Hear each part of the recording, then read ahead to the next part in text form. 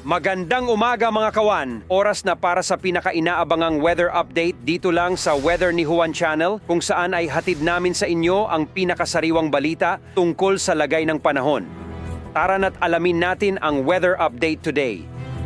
Magandang umaga po sa inyong lahat. Narito na ang lagay na ating panahon ngayong December 15, 2023, araw ng Biyernes. Huling araw na nga ngayong linggo. At makikita po natin sa ating latest satellite images, ito po yung mga weather system na nakaka-apekto sa ating bansa.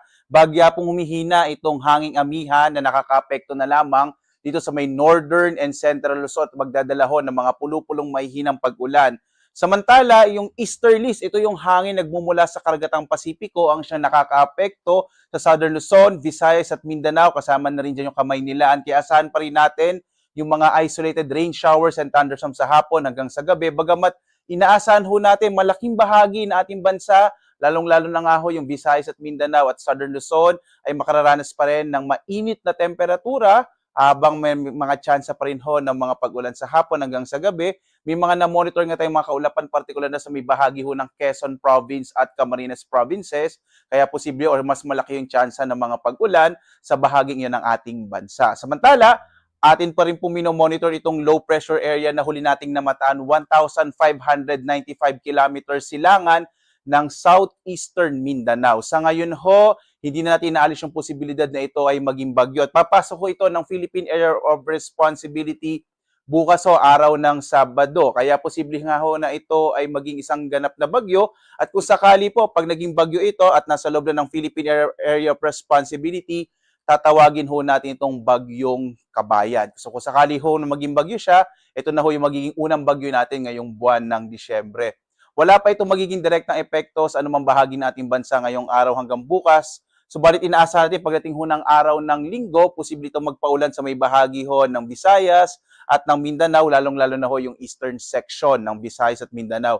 Maging bagyo o hindi man itong low pressure area, asahan ho ng mga kababayan natin. O ngayon pa lang, nagbibigay na po tayo ng babala sa mga kababayan ho natin sa Visayas at Mindanao, lalong-lalo na ho itong nasa eastern section, yung eastern Visayas, Caraga at Davao. Asahan ho ninyo pagdating ng araw ng linggo, malaki yung tsansa na magiging maulan sa bahagi niya ng ating bansa sa pagkilos nga nitong low pressure area na ating minomonitor.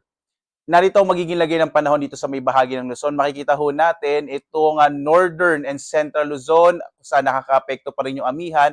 Asahan pa rin yung mga isolated light rains, maliit yung chance ng mga thunderstorms. Habang sa nalabing bahagi ho ng Luzon, kasama na dyan yung Kamaynilaan, asahan pa rin natin yung mga isolated rain showers na may kasamang mga thunderstorms na nasa hapon hanggang sa gabi, bagamat mainit at temperatura pa rin ang mararanasan natin sa araw na ito dito sa Luzon. Sa Lawag nga nasa 23 to 34 degrees Celsius ang inaasang agwat ng temperatura. Sa Tuguegarao hanggang 31 degrees Celsius. Sa Baguio ay 16 to 24 degrees Celsius. Sa Kamaynilaan 25 to 31 degrees Celsius.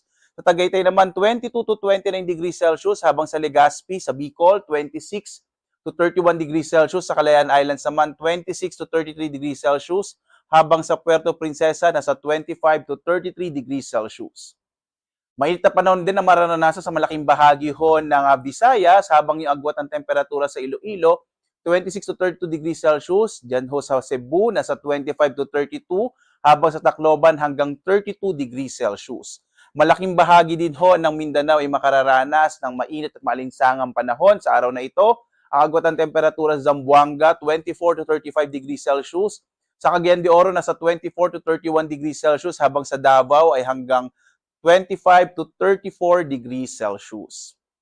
Wala pa rin ho tayong nakataas na gale warning, bagamat inaasahan ho natin dito sa may bahagi ng Northern Luzon ay inaasahan ho natin yung katamtaman hanggang sa maalong karagatan dahil yun sa epekto ng hanging amihan, habang banayad hanggang sa katamtaman naman ang inaasahan nating pag-alot sa nalalabing bahagi ng ating bansa. Mag-ingat pa rin ho kapag meron tayong mga thunderstorms, bagamat dahil wala nga ho tayong gale warning sa kasalukuyan, ligtas sa pumalaot yung mga sasakyang pandagat kahit yung mga malilitang mga bangka sa mga baybayin ng ating bansa.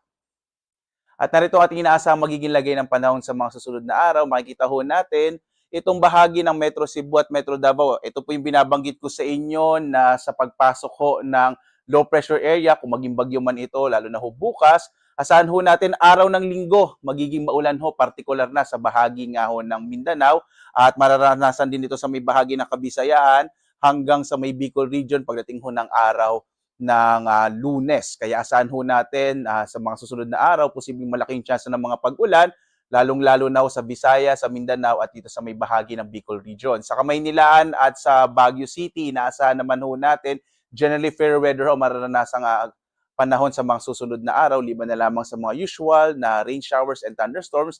Inaasahan din natin ng posible ho muling lumakas itong hanging amihan. Kaya ho dito sa Kamaynilan at Baguio City, pagdating ho ng Linggo hanggang Lunes, posibleng mas mababa po ang temperatura. Sa Metro Manila, yung agwat ho ng temperatura natin ay mula 24 to 31 degrees Celsius. Sa Baguio ay 16 to 25 degrees Celsius. Sa Legazpi City naman ho, nasa 25 to 32 degrees Celsius, habang sa Metro Cebu, mula 25 to 32 degrees Celsius, habang sa Metro Davao ay mula 25 to 33 degrees Celsius. Ang araw ho natin ay sisikat ganap na alas 6:13 ng umaga at lulubog ganap na 5:29 ng hapon. At yun po ang pinaka-latest na balita tungkol sa ating panahon. Maraming salamat sa inyong patuloy na suporta at pagtangkilik sa Weather ni Juan Channel. Huwag kalimutang i-click ang subscribe button at pindutin ang notification bell para lagi po kayong updated hindi lang sa mga bagong balita ukol sa ating panahon, pati na rin sa mga trivia at dagdag kaalaman tungkol sa ating kalikasan. Ingat palagi mga kahuan!